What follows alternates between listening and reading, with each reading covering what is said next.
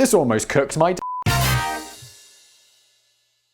Hello everybody, welcome to another episode of Business Blaze. Today, the 6 unusual stories behind big inventions. Thank you, Danny, for writing this script. We're going to go through it together and let's get started. For hundreds of years, the greatest scientific minds in the world have focused their mighty brain power on cooking up solutions to some of mankind's biggest problems.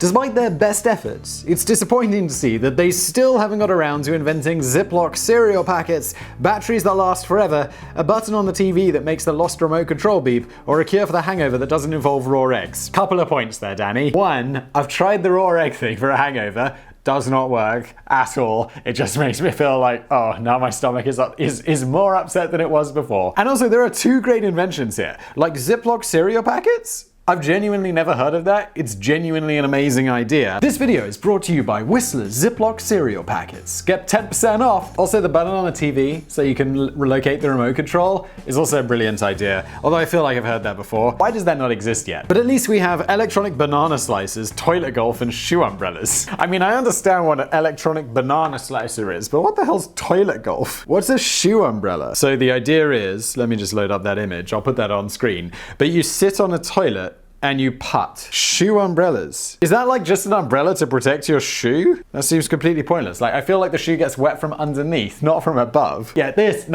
is not right.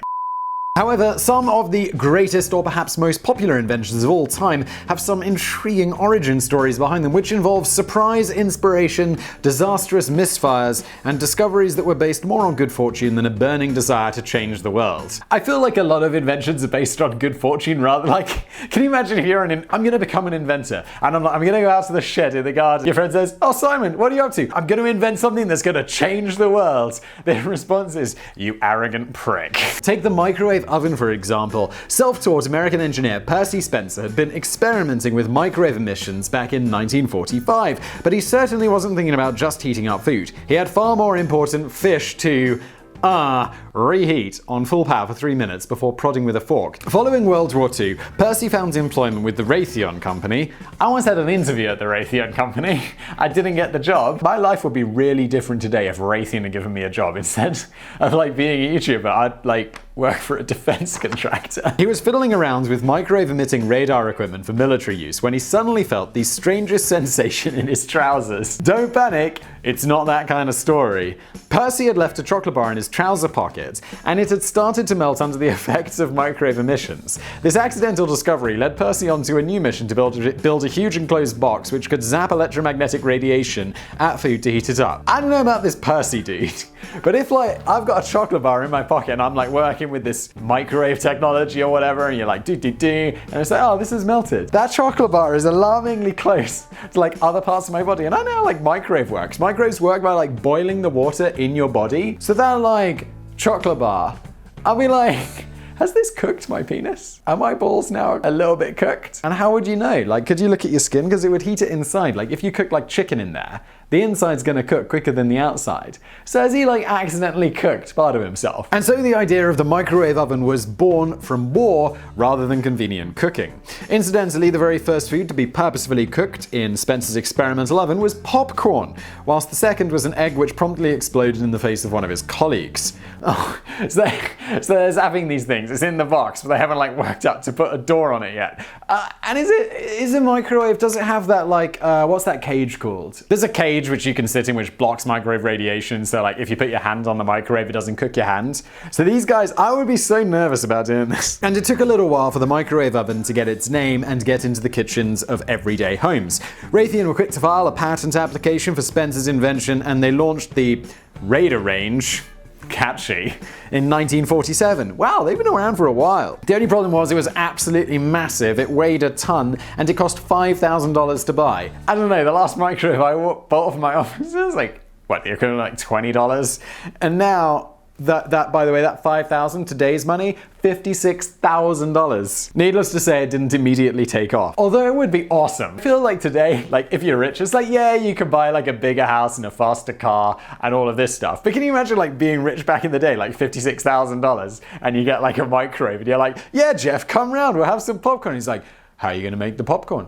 He's like, oh, I'll just put it in my microwave. You're like, what the that? It'd be like, it heats food up magically. Yeah, it'd be very impressive. Speaking of food and drink, our next story involves a dirty scoundrel who accidentally helped to invent the world's first popular artificial sweetener, saccharin. Back in 1879, Konstantin Berg was a Russian chemist working on coal tar derivatives at Johns Hopkins University in Baltimore, Maryland. I don't know how you're going to get from coal tar derivatives to saccharin. Is like saccharin made out of coal tar? His colleague at the time was American chemist Ira Remsen, who was about to get royally screwed over. After a long day at the lab researching coal tar derivatives, Konstantin Berg sat down with his wife to enjoy some bread rolls. Berg noticed that the rolls tasted unusually sweet, but his wife noticed nothing strange at all. It turns out that Berg had forgotten to wash his hands before eating his dinner. Who's like the chemist who is like, oh yeah, I'm working with coal tar derivatives in like a laboratory all day, and clearly with different chemicals. I'm a Russian man. I do not need to wash my hands before I eat. It's a terrible Russian accent. Okay, I'm glad Danny agrees with me. He says, it's worth pointing out that this was very foolish and a downright dangerous mistake for a trained chemist to make. Although, you know, I'll cut him some slack. It was 1879. You know, they didn't really understand stuff. Honestly, he was very lucky that he didn't just keel over and die at the dinner table. But what he'd actually gone and done was instead make the discovery that the acid known as, wait for it, oh god, orthosulfamine benzoic. Anyway, there's this really long chemical. It turns out that it can be a great artificial calorie-free sweetener. These things are absolutely incredible. Can you imagine a time before you wanted to taste something that was sweet? And it's like, well, you just have to eat a ton of sugar. I know we still do this today. People have Coca-Cola and there is like Coke Zero, and I know it has that like tiny aspartame taste that's barely even noticeable, especially like put it with some ice, and I can't tell the difference. And it tastes amazing, and it's incredibly sweet, and it's like nutritional value, nothing. And that whole thing about like, oh, but aspartame will give you cancer. No, it won't. There's no science that backs this up. The one study about aspartame giving you cancer was where they got rats and they gave them so much rats, it was like 20,000 cans of Diet Coke, and then one or two of them, or like a tiny percentage of them, got cancer. It was totally pointless. It's totally fine. Drink all the Diet Coke you want, because you know what does kill you? Being fat. Although he and his colleague Ira Remsen published their findings jointly, it was Berg who alone pursued the patents for saccharin around the world, took sole credit for the discovery, and became very wealthy as a result. Well, yeah, hang on. It doesn't sound like this Remsen guy really had anything to do with it. It was like Berg was the guy who wasn't washing his hands and shit, and he goes home and he has some bread rolls, and he's like, oh, it's really sweet. So he's like, oh, Remsen, you want to publish a paper with me? And then he takes credit. It's like, why did he even invite Remsen to be on the paper? Ira Remsen always claimed that he had no real interest in the commercial gain of saccharin, but became incensed at his lack of credit.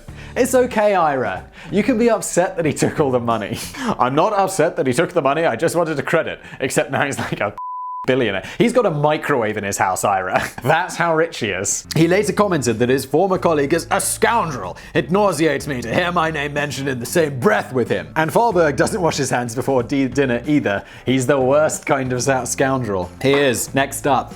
Many of the world's most pioneering inventions can be traced back to a single spontaneous moment in time. Velcro was invented by a dog.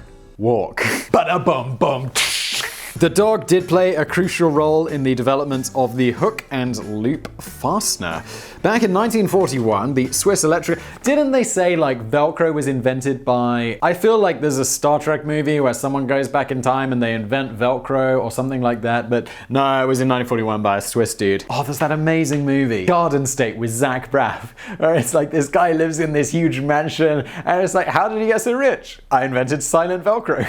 And now he does nothing. He just invents the silent Velcro and he's like riding around on a little golf cart. He's firing flaming arrows up into the sky because he's just bored with life because he got super rich after inventing silent Velcro. Anyway, back to the Swiss dude. So he's taking his dog for a walk, he's going for a hike in the Alps, and he noticed there's these clumps of like burdock seeds or burrs that kept sticking to the dog's fur, and he became curious as to how this worked. This is why I'll be a terrible inventor, because I'd be like walking my dog and it would have these things stuck to me like, oh, get these stupid things, come on! Why do they keep I wouldn't give like any thoughts to it at all. That's why I'm not an inventor and I have to make videos to make a living. Life is so hard. When he later studied these sticky burrs under a mic, this guy, he's not only like, oh, I wonder how that works. He's like, I'm gonna put these under a microscope. I wish I was smart. He discovered hundreds of hooks, which were the reason why the seed stuck so easily to anything with a loop, such as clothing or dog fur. This inspired George to develop a similar hook and loop system by combining the materials together to form a unique fastener, which eventually evolved into a zipperless zipper.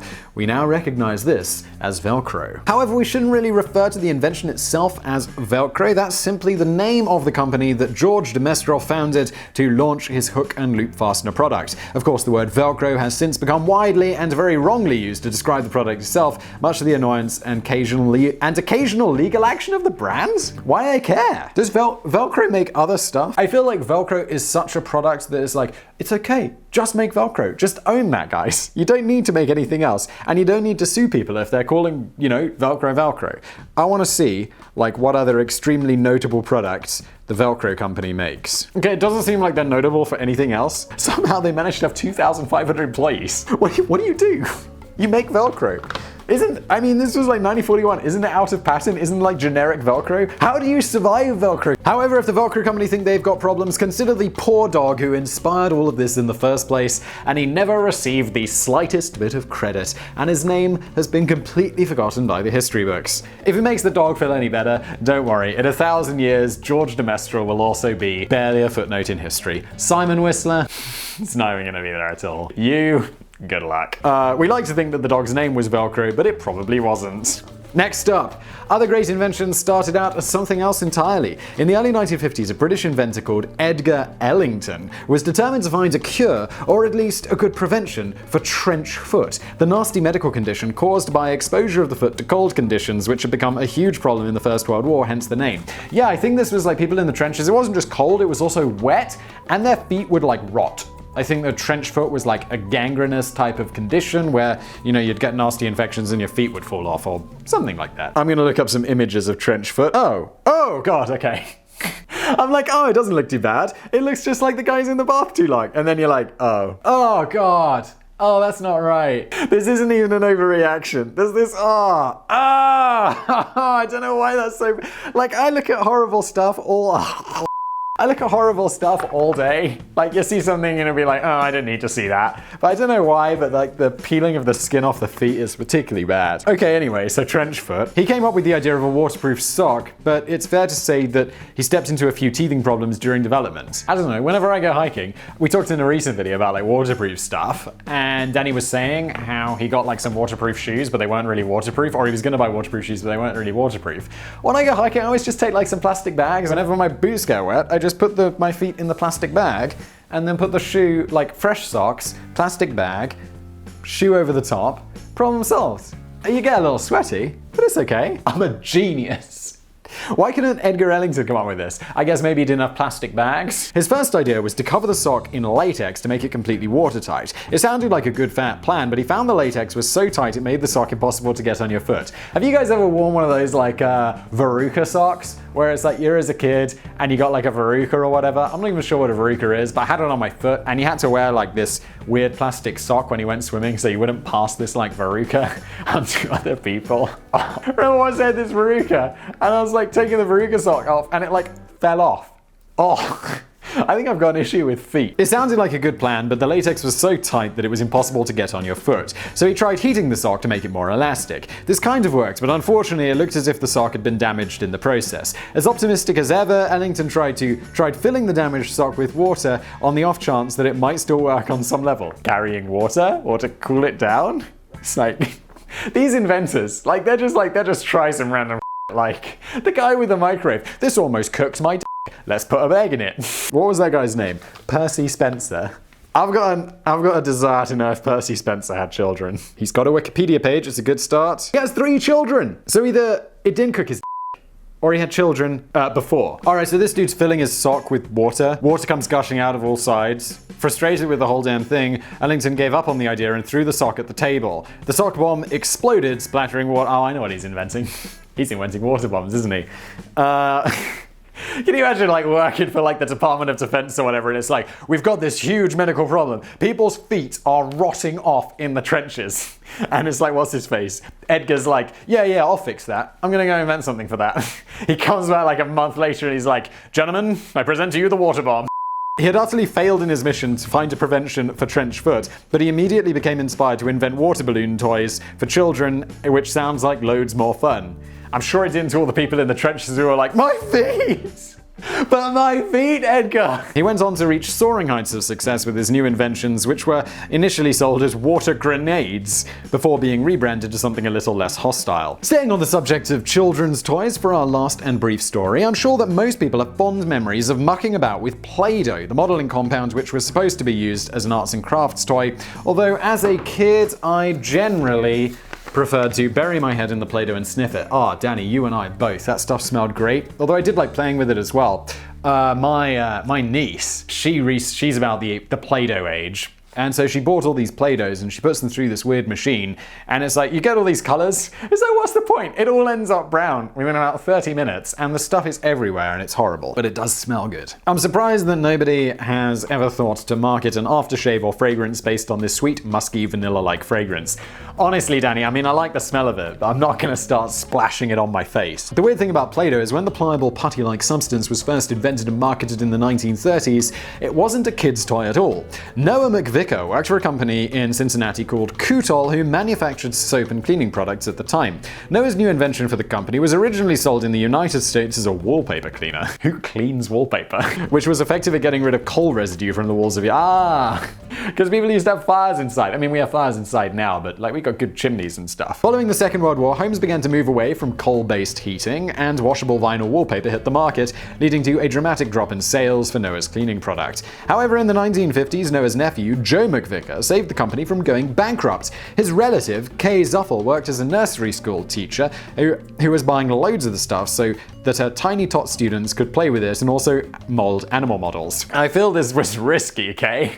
Like, I'm gonna take this like industrial cleaning product and just give it to the kids and see what happens. And it probably wasn't like, I'm betting in like 1950s America, there wasn't a ton of like mandatory alerts to have on things, considering that, you know, leaded petrol was a thing. Alright, so extremely reckless Kay had given it to all of her kids and they loved it. Great. In 1956, Noah and Joe McVicker had been persuaded to reposition their outdated wallpaper cleaning products as a toy for children, and the rest is history. And I bet they could sell that for a whole lot more money. I get like a gift for my niece for Christmas, and I'll just go to like the DIY store and be like, got any wallpaper cleaner? They originally planned to call the new product Rainbow Modeling Compound until the teacher Kay Zuffel came to the rescue again with a snappier name, PlayDoh, which ultimately led to the very sweet smell of triumphant success. You can't just help but marvel at the irony of something that was originally intended to clean your house that ended up making such a terrible mess and clogging up carpets and rugs of millions and millions of homes all around the world. Yeah, that stuff is a right mess. Also, thinking about it, like Play-Doh, it's kind of like to clean the wallpaper. You'd have to just like do like individual dabs, like all over it or something, and then throw it away. It seems a little bit ridiculous, but well, good for these guys. They came up with a solution. Everybody, this has been Business Blaze. I hope you liked it. If you did like it, please do hit that thumbs up button below. Subscribe to this channel so you find out when a new video comes out. Also, if you've got suggestions, let me know in the comments below. I'd like to hear them. And as always, thank you for watching.